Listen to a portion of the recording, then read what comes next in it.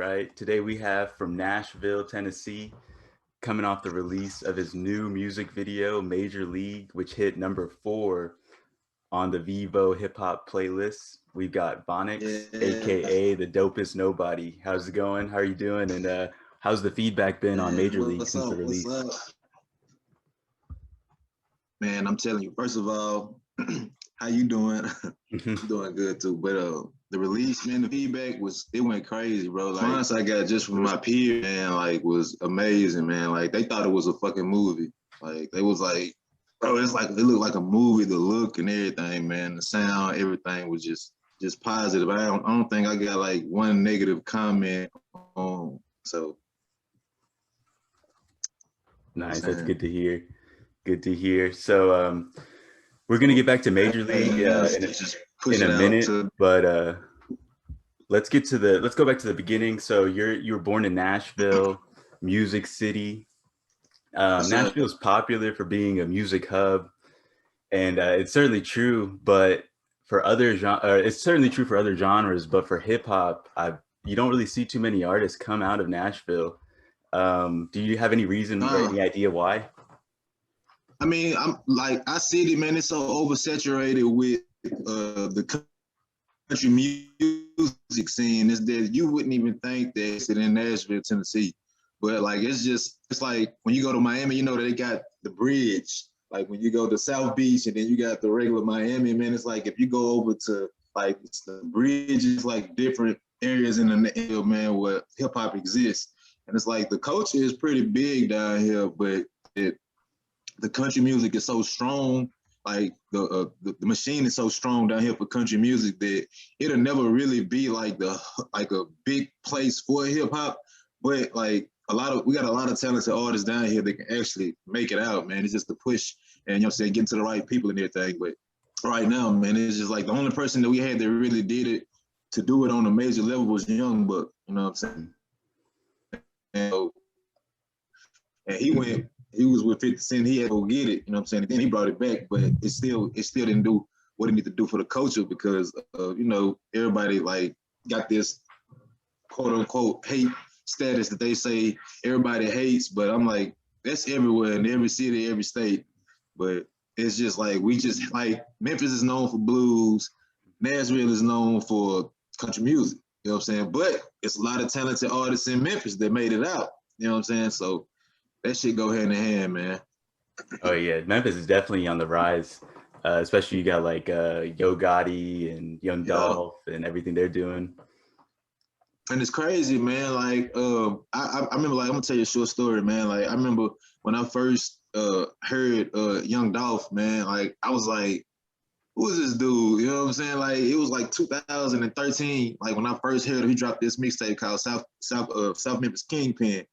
And I was like, man, this dude right here dope. Like, and it's just crazy to see like his like how he transitioned to the position that he's in now. And my cousin, he actually makes tracks for him. His name is Bandplay or whatever. So he got plugged in with him, man. And it's just like they just shot off. But yeah, man, Memphis they got a lot of heavy hitters. You know what I'm saying? Come out of that city, man. You know what I mean? Much respect to Memphis, man, for real. Does that inspire you to see people coming out from close by?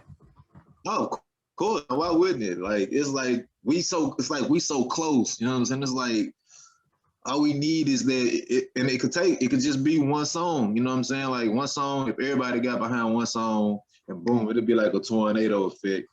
You know what I'm saying? Because like I said, bro, it's a lot of talented artists down here in Nashville, Tennessee, hip hop scene. You know what I mean? That just ain't you know what I'm saying, ain't got that chance to get to that level yet, man. But it's definitely inspired neighborhood cities. Like, I mean, the neighborhood cities, man, just be so close and pop like it. You know what I mean? So it let me know that it's like Nashville is on the verge. We're on the verge. Yeah. So growing up, you always had the desire for something that could deliver you from the burdensome of your younger days. Was that what made you decide to join high school band? Now something too, man. Like what really made me get into the band was like my older brother. I got two brothers. one of them was 1 year older than me. Like we was like real close. So it was like whatever he did, I did it. Like he played football, I played football. I sucked at football. You know what I'm saying? He played basketball, I played basketball. I was good at basketball. He played in the band, 5th grade. I played in the band in the 5th grade. So it was like when I got into the band, I realized like I can make music like this. Like I'm the one that's making these sounds. Like it stuck with me. So ever since from 5th grade all the way up to high school level, I was in the band, man, because I love the fact that I could create sound. You know what I'm saying? And they just transgressed to the producing, the producing tip, man. So, you know. What instrument did you play? I played the baritone. I love brass. I love the way the brass sounds. Like, I don't know if you're familiar with the Funk Brothers of Motown, but like they are the heartbeat of a lot of old school songs, man. Like they was the band behind Temptations and all of them, man. So I had a big love for like powerful, you know what I'm saying, horns, how powerful horns sound through like certain songs or whatever. So, but I played the baritone, I played the trombone, I tried the French horn a couple times, and I think that's it. I couldn't do the trumpet. The trumpet was too damn small, man. Oh yeah, I could never do it. So you were in the band. What's high school like for you? Because at this time you're not yet VONEX or even the dopest nobody. Nah. You're not that artist with the number 4 hip hop song on Vivo. So what was high school like, and what were you into? Were you into school? Were you pretty studious? Not really. Like, I mean, like the neighborhood that I grew up in, like we all ran together. Like my crew, you know what I'm saying, my guys, we all ran together. So it was like the band in high school was like something to do because, like, first of all, I love music, but all the girls was in band. Like all the girls was in band, bro. Like the majorists, the flag girls, the flute players, the clarinet players. Like, so we just wanted to be where the girls was at, and it just so happened that we was good at being in the band. Like my brother, he was in the band, and my cousins and them, they played the drums. So we was just like real close knit. You know what I'm saying? And like it just started from there. I mean, I like school, but I feel like looking back, I could have applied myself like a whole lot more. You know what I'm saying? To be like really, really like, I mean, I'm educated. I don't get me wrong. I went to college too, but it was just like, man, I was just there to get the day over with. You know what I'm saying? But Yeah, you know what I mean? I graduated, man, and I got to remember teachers, man, like educators, because like they really took like time out with kids, man, because like kids are very, very hard to like, it's hard to keep their attention. You know what I'm saying? So it's at the end of the day, like when you're trying to educate somebody, it's like you really got to have a unique way to do it. So like I could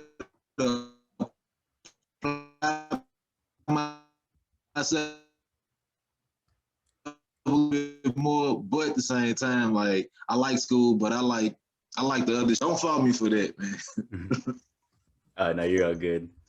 Are you still there? Connection. Yeah, I'm here. Can you hear me? Yeah, I got you now. Yeah, froze for a second. Yeah. Yep. Okay, good. So after high school, you entered college. Did you go to college close to home? Yeah, I went to UT Chattanooga. Shout out to the Mocs, man. That's where Terrell Owens went to school at. Dang, good company. So it was like an hour. Man, I know, right? It was like an hour and a half from the crib, so you know, it was cool. Nice. And so at this time, you haven't yet realized your talent for music. So what was your initial plan when you went to college? Oh no, like this is the thing, man. Like, so from high school all the way up, like I was making tracks already. Okay. Like from my 10th grade year in high school, like I was already making beats. And I'm gonna give you a short story about that real quick. Like me and one of my guys, man, his name is, shout out to D Legal, man. He used to rap with me a lot. We used to just freestyle on everybody's beats. Just we had this program, I don't know if you're familiar with it, called Frostwire, LimeWire. Yeah. Shout out to the Frostwire days. Yeah. So we used to go on there and just like download instrumentals, right? It's just like you would just rap on them for hours, man. We would ride around and rap on them and shit. He was like, man, like I'm getting tired of rapping on other people's beats, man. Like, we need to buy a beat. So he was like, we need to get a beat. And my cousin at the time, like, he lived around the corner from me. So I was like, we can go to my cousin's house and get a beat from him. So we go over there, and this dude's like, yeah, man, I give y'all a beat, but it's gonna cost y'all like $400. I'm like, bro, I'm in the 10th grade, bro. I ain't got $400 to spend on no beat. You know what I'm saying? He was like, well, that's what I charge. And he the same age as me. So I'm like, if this nigga charging $400 for a beat, like, he's getting some money. Yeah. You know what I'm saying? So I told my dog, I was like, man, fuck that, man. Like, I'm making beats from him. I'm gonna make my own beats. So from that day on, man, like, that's what made me, you know what I'm saying, like, just go hard with the tracks. And I just focused on tracks at first. Like, I could always rap, but I just wanted to get real good at making my own tracks. So once I did that, like, that's when the rapping came in. But I took that all the way to college with me, man. And I had an apartment down there that I stayed in. Like, it was called the UTC Plates. And one of my guys, man, like, I met a lot of people down there, right? And like, we took a sock, and man, we bought like a little cheap microphone, took a little sock, and I downloaded this program called Cool Edit Pro that'll let you like record vocals and stuff, you know what I'm saying, to see what it sounds like. And we used to record in my apartment like all the time. Like, I didn't even go to class sometimes. We would just be able to just record, man, just fucking off, man. But yeah, I mean, I took the music with me to college, but I don't think I was really advanced like I wanted to be like at that time, because I was using Cool Edit Pro, and I know they had the new Windows program out. I think that's when Pro Tools probably might have hit back then, but I wasn't familiar with those programs yet. So it was just like I was just on the lower level programs, still trying to find my way too. Got you. And when you're in high school and making beats and stuff like that, were you already under the name VONEX? Man, I was going by Von, but I actually got my name VONEX in high school. My one of my best friends, he was like, "Fine, man, you next, man, you next." He was like, "Man, I'm gonna start calling you VONEX," and I was like, "What?" He was like, "I'm calling you VONEX, man." He was like, "Cause you next, man." He was like, "You dope." Like, he started when he heard my beats, he was like, "You're gonna be the next to blow. You're gonna be the next to blow." So from high school, my 11th grade year, that's when I kind of like developed. I kind of just went with the name VONEX, man. So. And everybody called me that from now on. So that's how that happened. Got you. So, I'm looking at my notes. So you had a friend, Sosa Gutta. Yeah. So he hears you freestyle and he starts pushing you to really go into rap. Is that true? Yeah, it was him. Like, cause he's from Louisville, right? Louisville, Kentucky. And this dude, like, I heard him rap. He did a 10-minute freestyle, like, just on different beats, like 10 minutes, no lie, 10 minutes. Just, he didn't say the same word twice. He didn't say the same scenario twice. He was just going through, tearing the beat up. I'm like, damn, like, so I told him, I was like, yo, bro, I can rap too, you know what I'm saying? So I freestyle for him, and he, like, that's how we ended up hooking up, you know what I'm saying? Because he was like, okay, you can rap, I can rap, and you make beats. Let's see what this do. You know what I'm saying? It was him, and then it was another guy named T Lyons. I failed to mention him, man, but that's my guy. Like, he's the one that really was like, man, y'all need to make sure y'all keep doing this. You know what I'm saying? Because I was like, I only spent 2 years in college. So, like, after I was getting ready to leave, he was like, bro, you need to make sure you keep doing this. Like, don't stop doing this, man, because, you know what I'm saying, you can do something with it. And ever since then, like, man, my partner, man, we stay in contact from time to time now. But, you know, like, I'm still trying to, I ain't gonna say trying to, I'm still doing the music thing with what I got going on, and you know what I'm saying, he's still doing his thing too. But yeah, man, shout out to Sosa, man. That's my guy, man, for real. And he was a really good basketball. He played for the UT Chattanooga Moccasins too, man. He was a starting point guard. And he was really, really good. Ray Trial, remember the name. So you spent 2 years. Did you leave college to pursue music, or had you already left college before you really decided to go like on a professional level? I think it was just more like I left college because I wasn't applying myself to school for real, bro. It was like I didn't want to waste any more money on going to school when I know that I was just down there just fucking off, man. You know what I'm saying? Like I made decent grades, but I wasn't really like I wanted to do music more than anything. Like I said, like I was staying in my apartment and I miss class sometimes, like 7 o'clock. I'm like, bro, I'm not going to class. Like, I'm gonna get up and make some tracks. You know what I'm saying? So I was telling my mom, I'm like, man, like, that's what I want to do. You know what I mean? So like, I'm gonna come home after my second year, and I'm gonna just see where it take me. But like, life got in the way too at the same time. But I was still always maintain the music push, man. Like I never let it go. But I didn't get really, really serious with the music until like 2007. That's when like my life changed, man. I met my first manager, and he was from Compton, California, man. And he saw something in me, and he was just like, "Yo, I can make you a star." Like I'm like, man, I'm already a damn star. Like, you know what I'm saying? I was already doing shows and you know what I'm saying, shit on my own.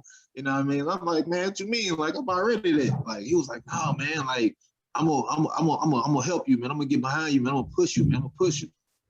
And then from now on, man, like, you know what I'm saying? We was rocking for a while. So your mom and your grandparents, they were really supportive of you.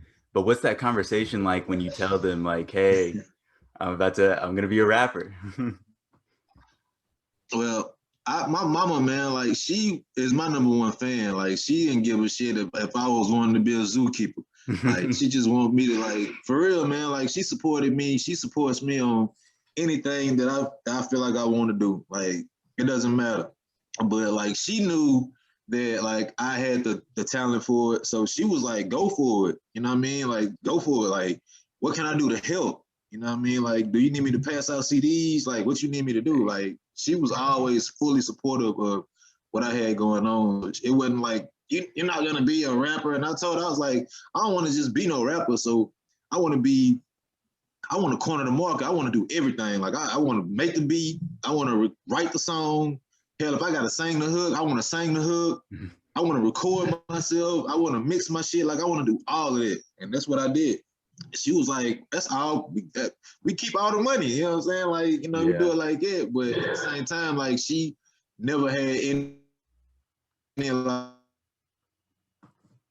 like pushback on you should selling tracks. I sold a lot of tracks, you know what I'm saying, back in the day too. So I was making money off selling tracks and recording people. But like she was just go for it, go for it. To this day, man, to this day, like she called me and tell me she loved the Major League song. Like she can't believe it's her son and shit. You know what I'm saying? Like it's crazy. You gotta love that. Oh hell yeah, man. Yes sir. So let's fast forward to spring break, Panama City. Did you open for Migos? When I opened for Migos, and like the very very first time I did Panama City was Juicy J. I opened up for Juicy J. And that shit, man, when I tell you, was like a dream, bro. Like I had never seen, like I've done shows where I may record for like, I say record, perform for like 100 people, 200 people. But when I stepped on that stage this time, it was like people. It's like a sea of people everywhere, bro. Like people upstairs, downstairs, like in the middle, in the pool and shit. I'm like, I ain't never seen nothing like it. And the energy was just so crazy. So I was like, yo, this what I want to do, man. Like, you know what I'm saying? They rocking with me the whole time. I'm like, yeah, they don't even know me. You know what I'm saying? Rocking with me. Like they rock with me. I got girls like reaching for me, reaching for my jacket and shit. You know what I'm saying? I get on stage, they pulling up me, you know what I'm saying? I'm like, oh shit, like this is like this, you know what I'm saying? This is dope, you know what I'm saying? But I did open up for the Migos the second time when I went down there, and you could tell the crowd difference. You know what I'm saying? Like, and there's nothing against the Migos, like, cause they had a shitload of people there too. But that Juicy J crowd, like, don't nothing compare to that. And that's when he had dropped bands to make her dance. Man, that's why I think it's when he, like right when he signed with Wiz Khalifa, Taylor Gang. So you know he was real hot like during that little run. Yeah. And it was like, man, that energy, like the crowd, bro, like everybody, man, the club owners, man, they was like, yo, we need you to do it again. You know what I'm saying? Like, hell yeah, we be back. You know what I'm saying? So, but yeah, I open up for Juicy J, and then I opened up for the Migos at Club La Vila, man, twice. And this shit was, both experiences was dope. Like, I ain't nothing better. Like, as of right now, that's like at the top of me. You know what I'm saying? So, dang, any other notable people that you shared a stage with? outside of them, like just those were my top, like the biggest two. You know what I'm saying? Like I said, I've done shows like just like odd shows here and there, and just open up for people. But like those was like the the platform. Like yo, you know what I mean? It's pretty hard to beat Juicy J and Migos. Man, it's hard to beat. Man, like that crowd right there, it's hard to beat it. Like I haven't seen nothing like it, man. Like, and maybe I haven't been to a lot of shows in recent years. You know what I mean? But to go to that shit, bro, and just see like the like not even just the females, just like everybody, bro. Everybody was having a good time. Everybody had a drink. You know what I mean? And it was just like it felt good outside. You know what I mean? Like in the beaches in the background and shit, bro. It was crazy. It was crazy. It was crazy. Dang. But yeah, that's dope. So as you said earlier, that was actually my notes too. My hat's off to you because you share something with like a J. Cole and like a Logic and a Hobson where you can write, produce, record, and that's crazy, especially in a time right now where most rappers don't even write their own shit. So were you and you said that you got the inspiration based off of that guy selling the beats for 400, which is insane. But did you have any mentors or were you purely self-taught?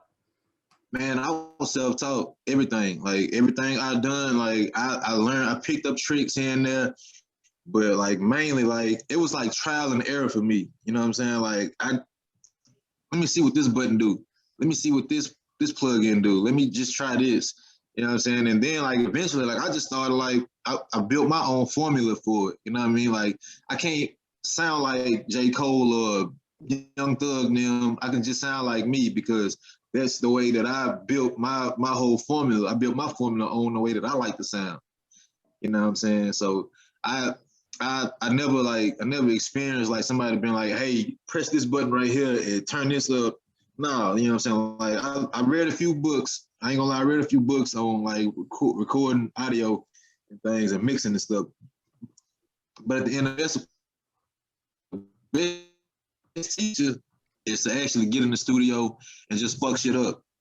Like if you fuck, you know what I'm saying? Like then you know, like okay, that didn't work, but eventually you'll get it. You know what I'm saying? I ain't saying I'm the best at it, but like I know what I'm doing. Like I've been in a room, people that's had like 15, 20 years experience, and they mixes be like trash to me. You know what I'm saying? And it's just like everybody got their own formula for it, but me, like, I want to do it because that's how I like for myself to sound.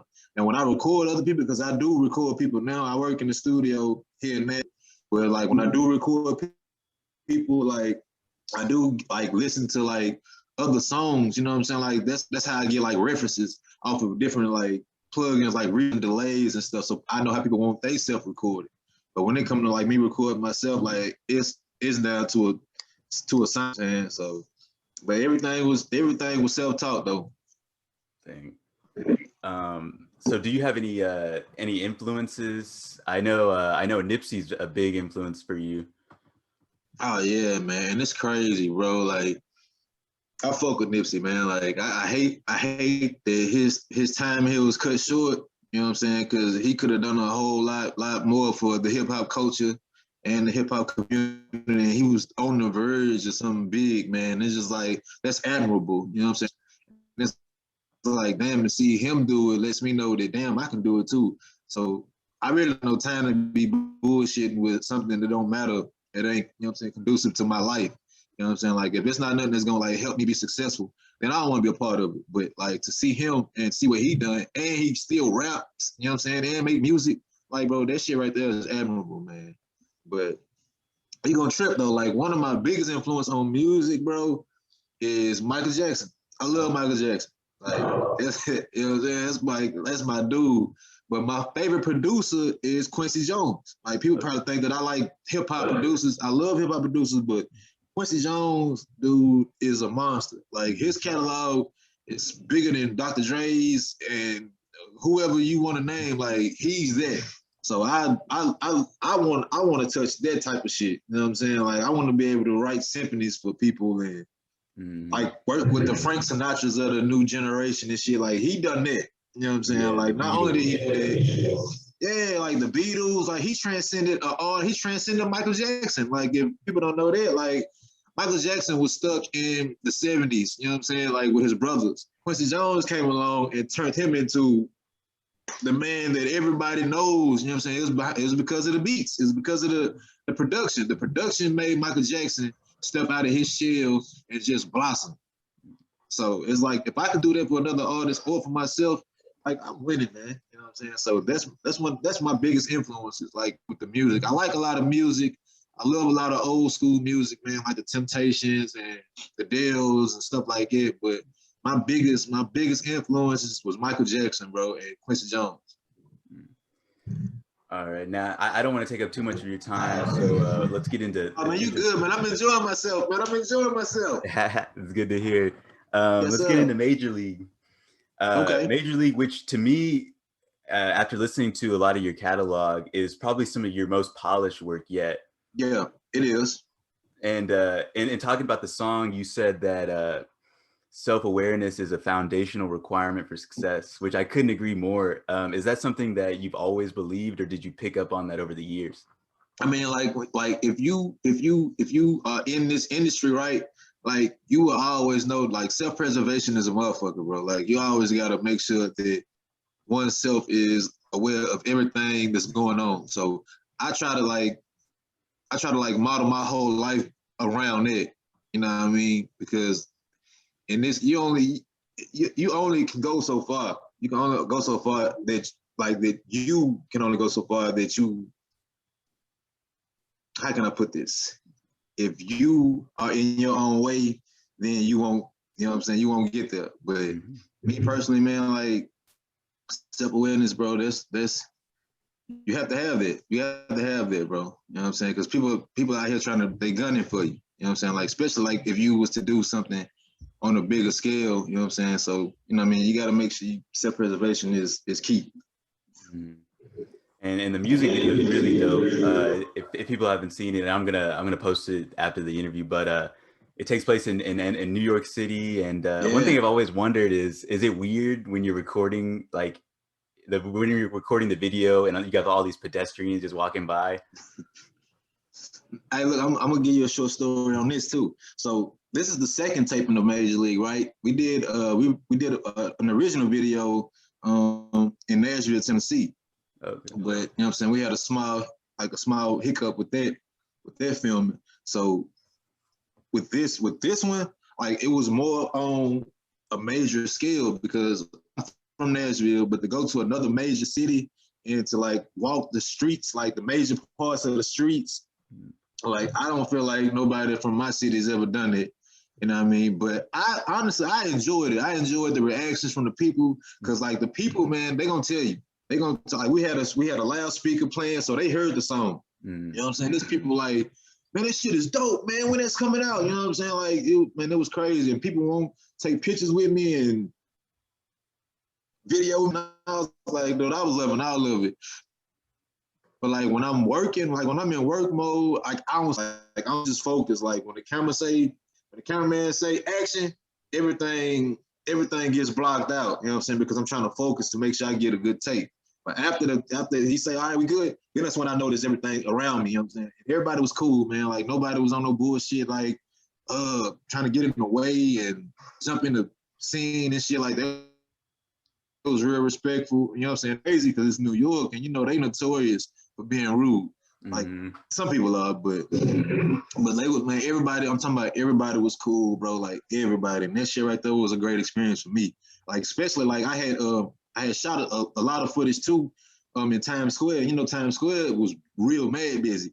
And I'm like, man, like, I wasn't really worried about how it was gonna go. I was just like, man, when he say go, I'm just gonna do it. And, like, when he said action, I performed, and people was, like, moving out the way, you know what I'm saying? Then when they said cut, they was like, yo, bro, that's dope. You know what I'm saying? They admiring what I got on and shit, man. And then, like, it was a dope experience there, for real, man. Very, very dope. Shout out to Timberwolf Films, man. Tice, man. That's my dog, man. He's a beast with the camera. Talking about that, so one thing that I always like to hear from artists is that first moment where there's like a fan came up to you, or that first moment where you really felt like, all right, my music is what's the word? It's like it's resonating with the audience or with people. Do you remember that time? And then can you go into some detail on that?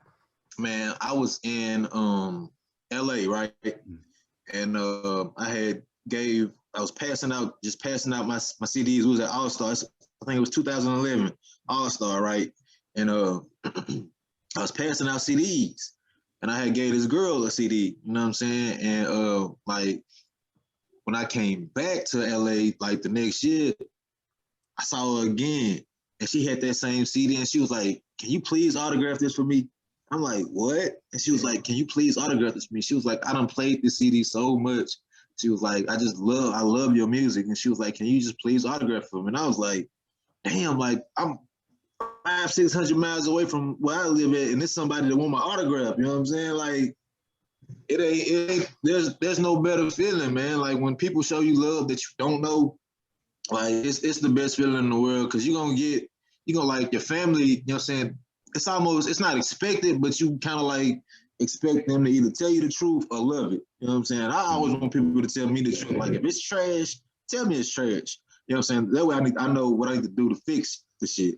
Don't be no yes man to me. But like your family is people that's gonna be like, yeah, we rocking with it. But these outside people that don't know you, like if they tell you like your shit is dope, or they want to, I feel like, man, my life is complete. You know what I'm saying? But at the end of the day, like it's not about no accolades for me, man. Like, it's just about really connecting with the people. You know what I'm saying? Because I know that music is the soundtrack to people's lives, man. And if I can say a few words in my rhymes or my songs that can connect with your life, then I'm doing my job. You feel me? So yeah, man, like that shit right there is dope. To random people be like, yo, man, I fuck with your song, man. Like I had a guy come into the studio the other day, and he was like, the dope is nobody. And I turned around, you know what I'm saying? Because he didn't know that I recorded. Like audio engineer too. He was like, bro, you the dopest nobody, bro. Like I saw your video, man. Like, damn, like, man, can I shake your hand? You know what I'm saying? Because you know we're in the COVID situation, and I have my mask on. I'm like, man, I'm sorry. I just want to shake your hand, bro. Like, dude, you big time. You know what I'm saying? I'm just like, but Dang. it was cool though, bro. Yeah, it's got to be a good feeling. One thing I in my research I really wanted to ask you about. So you got your VONEX, and then you've got the Dopest Nobody, and then you've got is it Beat Street Entertainment? Yeah, Beat Street Entertainment is the label. Like that's the label that we run. You know what I'm saying? Everything through. The Dopest Nobody to me was really gonna be the name of an album that I was gonna put out, but I kind of like just ran with the name, because it's like the Dopest Nobody to me. It's not that you're a nobody. It's just like a lot of people in the city, they know how dope you are. They know how dope I am. They probably kind of choose to ignore it. You know what I'm saying? I'm okay with that. Like you will see it in the long run, like how dope people truly are. You know what I'm saying? The Dopest Nobody could be you. Like it could be anybody. You know what I mean? Like because a lot of people get passed over for the bullshit, because they'll take the bullshit over the dope shit. You know what I'm saying? So it's just a name that I kind of ran with, man. But VONEX is my artist name, but the Dopest Nobody is like the alter ego a little bit. You know what I mean? Beat Street is the label, man. So Got you. And so going back to Major League. So Major League is the single. It's off an album, I believe. Nah, man, it was really just like songs I was working on, because I was like I said, the EP that I was gonna drop was gonna be called The Dopest Nobody, right? You know what I'm saying? So I had just did like a bunch of songs, and then my manager Mika, she was like, bro, we need a video, we need to shoot a video. And I was just telling her, I was like, I want to shoot a dope video. I don't want to just shoot no $300-400 video, hop out, just standing there, you know what I'm saying? You got the money in the background. You know what I'm saying? Yeah, like that's the normal shit, man. You know what I'm saying? Because at first, like the first video I shot, when I shot it, the first time I shot it, like I had all my dudes, I had all my guys with me, you know what I'm saying? We was drinking, you know what I'm saying? Like it was renting an Airbnb, and we was having a good time. But I was like, man, like, it was a sign from God that I just needed to really just be, the focus just needed to be on me on that video. So, you know what I mean? Like I am working on a couple of different things. I had dropped the Ascension EP before the the Major League song came out, but now I'm working on this mixtape called No Distractions. And then I'm gonna drop the Dope as Nobody EP, man. But there's No Distractions that I got working on. It sounds like an album. Like it sounds like an album, man. I recently just had a child, man. So it just made me grow up a little bit with my delivery and like the topics that I'm talking about. You know what I'm saying? So it's gonna be dope. It's definitely gonna be that. So okay, you say you have a child, so yeah. How do you feel like that's changed you as an artist? Like how has that changed the VONEX that we got 5 years ago versus now with this big major life change? Man, like, and the crazy thing is, like, my little girl, she 3 weeks. We had her on Valentine's Day this year. Congrats. So it was just like from that first day, the first day on, man, like I didn't look at life the same no more. It was like I used to hold on to a lot of shit that didn't matter. You know what I'm saying? Like, and I had a crazy temper, D, man. I had a crazy temper. And it's like now I look at things like, well, if I do this, the reaction to that is I might go to jail or I might end up dead. You know what I'm saying? Then like my girl and my little baby, who gonna take care of them? You know what I'm saying? So it's like I gotta be here. I gotta be there. You know what I'm saying? Like that's my job. My job is to be a provider and a great father. So at the end of the day, like I look at topics like, man, like I don't want my little girl doing this shit. You know what I'm saying? So I'm not gonna talk about girls shaking their ass all the time, you know what I'm saying? Like, because that's not what I want for my little girl, you know what I mean? So it's just like certain topics, man, certain things resonate with my brain. Like, yo, I can't say that shit. Versus me not having no child, I'm like, I'm gonna say that shit. Fuck bitches, you know what I'm saying? Like, I'm gonna do all that, you know what I'm saying? But at the same time, like, the content is still there, but it's just a little more, I'm not gonna say conscious, but I'm more I'm self-aware of what I'm saying.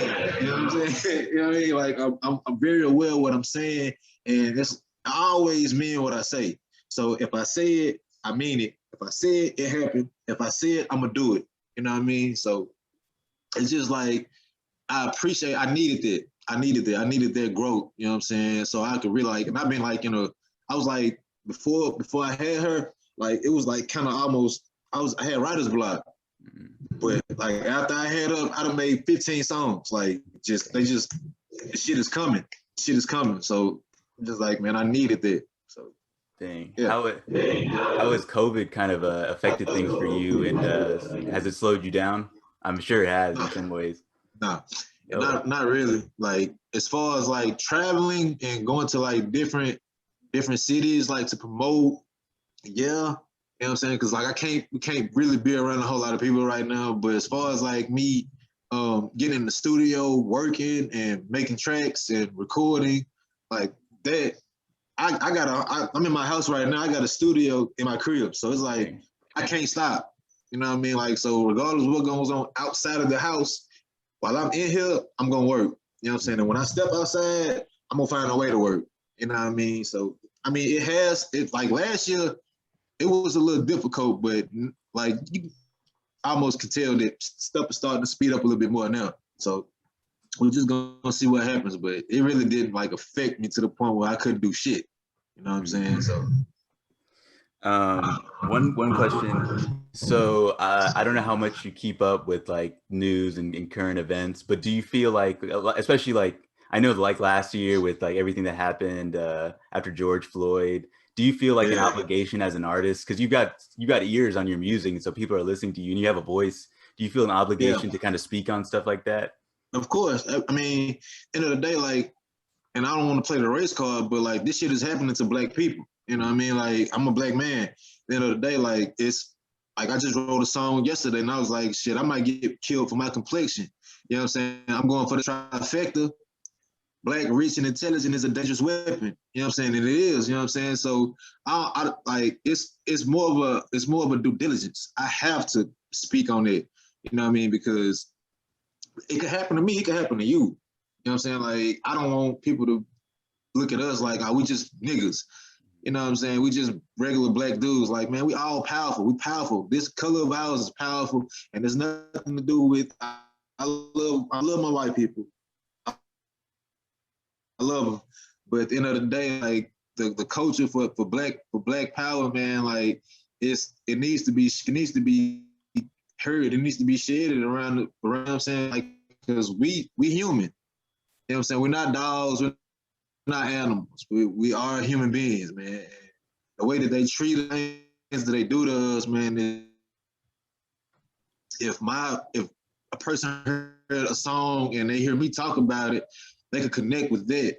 You know what I'm saying? Versus just hearing the same old shit about trapping and selling dope and shit.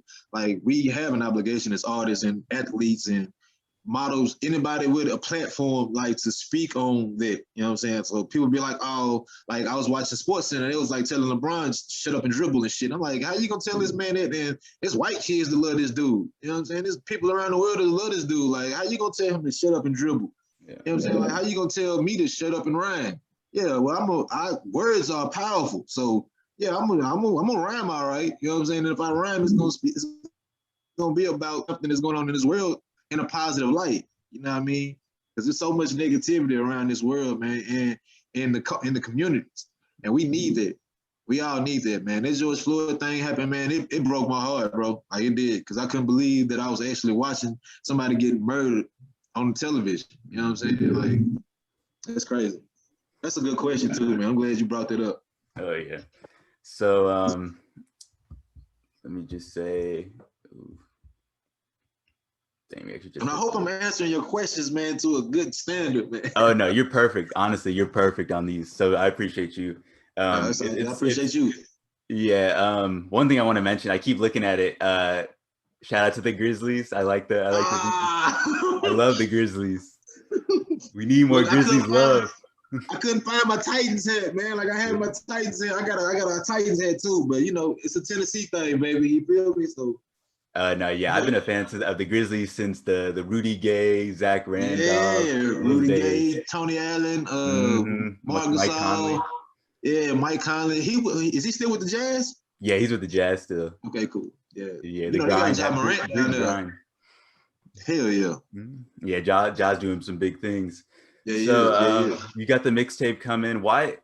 I'm curious. Why a mixtape and not make it an album? You say it's album quality. I mean, it is, man. Because I have a lot of like, I don't got a lot of hooks on this situation. It's like I'm just going straight through killing the beat. And I know, like, with albums, I want to do like hooks and have real titles and real, you know what I'm saying, real setup situations. But the overall quality of the mixtape, you know what I'm saying, sounds like, damn, like, he should have just put out an album. Mm-hmm. But I need, like, I haven't dropped anything in almost a year as far as like mixtapes or EPs go. So I just want to put something out like that people can bump to and really, like, just get a better understanding of me as a person. You know what I'm saying? Before I actually hit you with an album I'm going to be working on, like, extensively. So I'm going to give you something, excuse me, I'm sorry. I want to give you something like almost like an appetizer.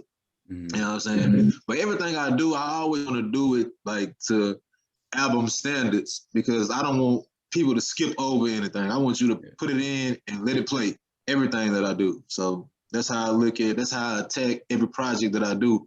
I know a lot of people, like, they like what they like, you know what I mean? But when they come to me, like, I just want people to hear that sound and be like, damn, like, all these was bumping, all these was smacking, you know what I'm saying? So, So what would your pitch for people who haven't heard of VONEX or haven't listened yet? What's your pitch to somebody of why they should listen to VONEX and what they're going to get from listening to VONEX? First of all, you're going to get some real dope ass beats, because people, like, if you can't sell an acapella CD, I mean, you could if you was a choir, but I'm not a choir.